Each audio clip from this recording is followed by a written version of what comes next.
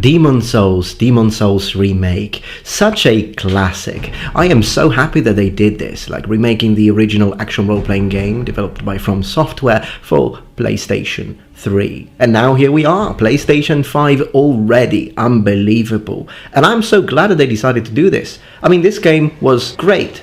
And even though I like the Dark Souls series, I've got to say that there was something about Demon Souls that made it unique. It kind of stood out, if you see the point I'm drawing. In Dark Souls, as you know, when you die, you become a zombie. In Demon Souls, when you die, you become a ghost. I've always found the latter choice to be more charming. The Nexus mechanic was also something that I was really into, and I was kind of disappointed of seeing it go away in the Dark Souls series. But today you're not here to hear me ramble about these things. We want to talk about armor, weapons, shields, helmets. Heck, let's get to it. But if you like learning about historical weapons and armor through the means of fun media such as video games, TV series and movies, become a noble one. Subscribe to my channel for more content from the Metatron. Now, I'd like to underline that I don't own a PS5, so I am using footage from other channels, and you will find a mention, link to the original videos in the description. Check them out because these are really good videos, and credit where credit is due. But the first thing I'd like to mention is the overall look of the armor of the knight. Because let's face it, who doesn't choose the knight? Wizards, archers, what's wrong with you, mate? It's supposed to be the knight. Of course, this is a remake, not a remaster, so it's not just an upgraded graphics. This is a proper recreation of the game. The graphics are staggering, breathtaking, stunning. Those are all the adjectives I can think of right now. That meant redesigning quite a lot in the game. And when it comes to the levels, that's obviously great. That's good news. I'm not particularly attached to the plain, dry brick walls. We gamers welcome all the extra details. But when it comes to the original concept of the knight, well, those are dangerous waters, because of course we are all very happy with the fact that the armor now looks, incredible from a graphical standpoint. That goes without say, but the iconic look, that's something that many of us want preserved, and they didn't. Let's start with the helmet. The original Demon Souls helmet had this very prolonged, long nose as one of the main characteristic features of the shape of the visor of his closed helmet. In Demon Souls Remake, the fluted helm, which is the basic set for the knight, is now different. So let's examine these differences. In the remake version, the helmet looks more realistic, and of course that's something that I love. I mean, you know, guys, that I love historical accuracy. But in a way, I have to say that in this case, I miss the original look of the fluted helm in Demon Souls, because even though the visor was less realistic, the shape is reminiscent of Venetian carnival masks. It gives the character a very odd madman look that I think it was perfect. The Demon Souls remake fluted helm looks generic. It looks good, but it doesn't have the same charm. Also, the fluting is different. It just looks not right. Even though in the original one we have a lot less pixels for obvious reasons, the fluting looked more believable. And for those who don't know, fluting in historical Gothic or Maximilian style armor was used to deflect the points of blades, increasing the structural strength of the plates. So it's not just decorative, it is functional. Now, for those of you who don't know, however, the original Demon Souls helmet is present in the game. It just has a different name. It's called Iron Helm, and it can be found. Now, I'm gonna tell you how to find it here, but if you don't want any spoiler, although again this will be a spoiler of the tutorial of a game that came out in 2009, so is that even I don't know. Anyways, if you don't want to watch it, just skip to this minute, I guess.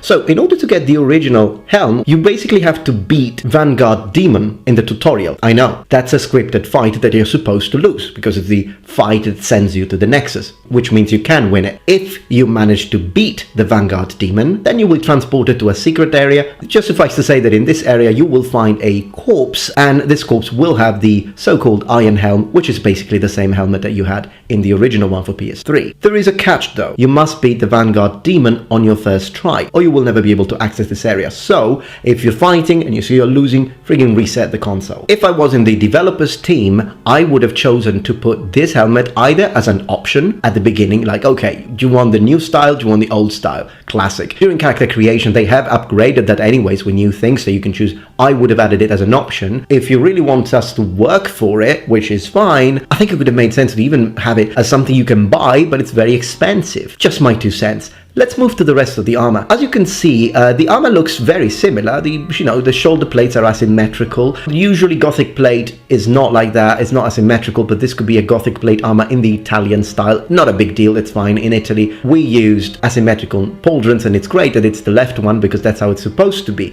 It's usually your line of defense. That's the sort of side of the body that you present to the opponent if you are a right-handed man. You want less plate on the shoulder plate on the right because your right arm is what you generally need to control your weapon, so that's fantastic. Given the left pauldron is a bit too big, but not a big deal, it's a fantasy setting. The throat, which used to be quite well protected in the original version, is now completely exposed. So that's already something that kind of bothers me because yes, he's an undead. It wasn't always an undead. I mean, given maybe that's the reason why he died in the first place, but not a big fan of the exposed neck. The breastplate is also looking different, and again, I kind of liked the original shape. The armor generally reminds me of early 16th century German armor in the Gothic style, the Maximilian style, which I think is a great choice anyways, because in my opinion, of the two most popular kinds of armor styles of the Middle Ages in Europe, so the Gothic German style and the Northern Italian white armor style, I think the Gothic style is perfect for dark fantasy, whereby Northern Italian white armor is perfect for epic fantasy, heroic settings. So the choice is already excellent. But the armor in the Demon's Souls remake version seems to be less protective overall. The fact that the torso protection, the cuirass, is cut quite high is fine because that's a breastplate. It's not supposed to go all the way down to modern day jeans or belt. It was supposed to protect you all the way up to your waist, generally speaking above your navel, because you would have a separate piece called a placard that would compensate and protect the rest, still granting excellent mobility. And for some reasons he doesn't seem to have that, but that's fine, I suppose. I mean, this is a world where there are monsters and demons. We don't know the sort of life experiences that this man had to go through. Maybe he lost it, maybe he couldn't afford it, whatever, that's fine. So the overall size of the breastplate might look odd to people who are not used to armor, but that's actually exactly what a breastplate is supposed to do. It's supposed to protect your upper torso, because the lower torso should be protected by a separate set of plates to ensure mobility. And again, the fluting looks more believable in the original than it does in the newer version, and also the original seems to be more domed. The breastplate is supposed to be domed because that way it will encourage weapons to glance off. As a little point of trivia, the female version of Demon's Souls fluted helm looks basically the same in the original, but it's completely different. It's just a different helm altogether in the remake. So if you choose the female knight, you will have basically what appears to be some kind of barbute. And you know I love barbutes. Personal taste, I don't particularly find it beautiful, but that's just me. I would have probably given the same helmet to the female version as well, maybe given the option to raise the visor. And in general, that would be a great option. Sometimes you can do it in MMO RPGs. I think they should do it in offline RPGs too. I understand that in Dark Souls, it kind of depends on what set. The standard knight set has an open visor and the elite closed visor, but I wish it wasn't scripted. I wish it was something that I can just push, select, whatever it's called,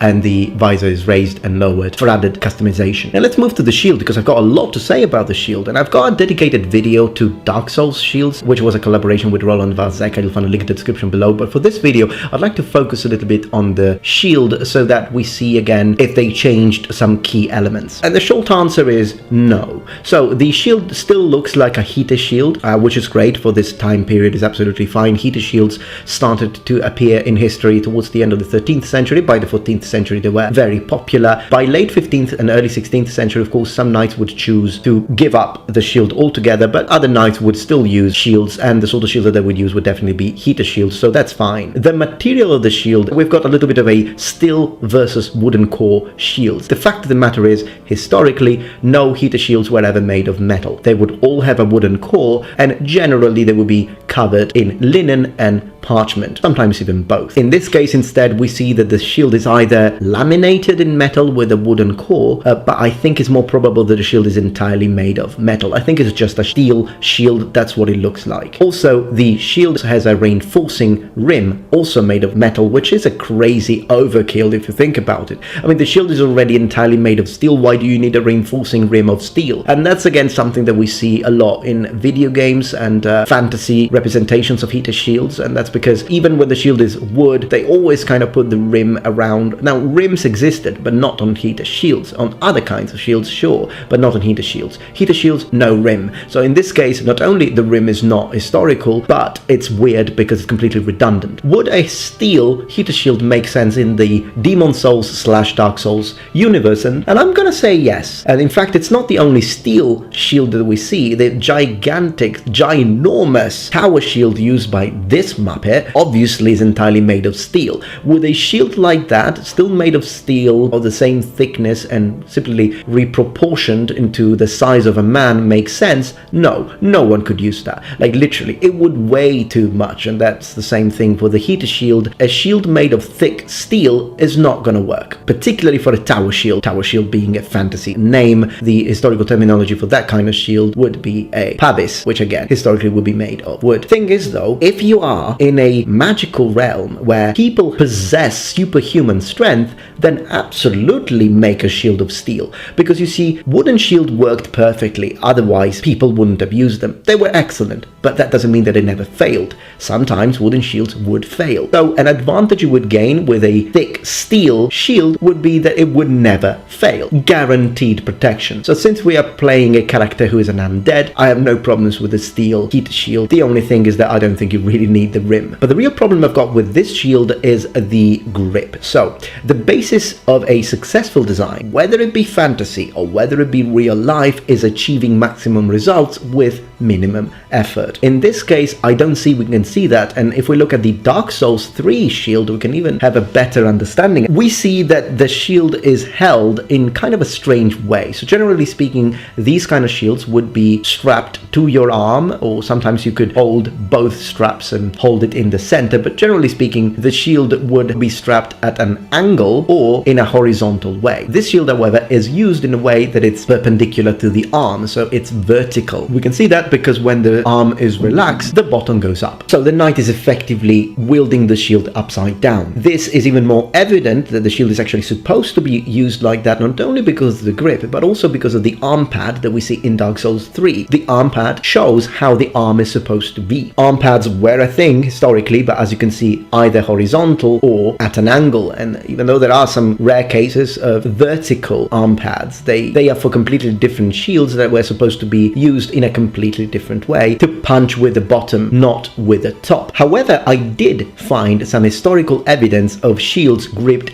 this way exactly. I mean, check this out and tell me this is not fascinating. Does that mean that I find then the overall grip and way he wields the shield to be historical? No. And the problem is because in every depiction that I could find in medieval iconography, we see that this upside down way of wielding the shield was always supported by two straps. And the secondary strap here is incredibly important, because when you wield a shield this way, you're basically wielding it with a grip being placed above the center of mass. This means that without a bottom strap, you would have literally no control over the shield. In other words, just imagine the knight presenting the shield towards you. If you kick the bottom of the shield, it will tilt. There is nothing you can do about it. So if they added a secondary strap to hold the shield in place so that you have actual control, then I would have no problems. And that's what I've got for you today. So if you like this video, please remember thumbs up, share it with your friends, share it with your cat, subscribe to the channel, and let me know in the comments below, because of course there are so many different sets of armor in this game that I could make an entire series, and if that's what you like, that's what I shall deliver. Thank you so much for watching, and remember,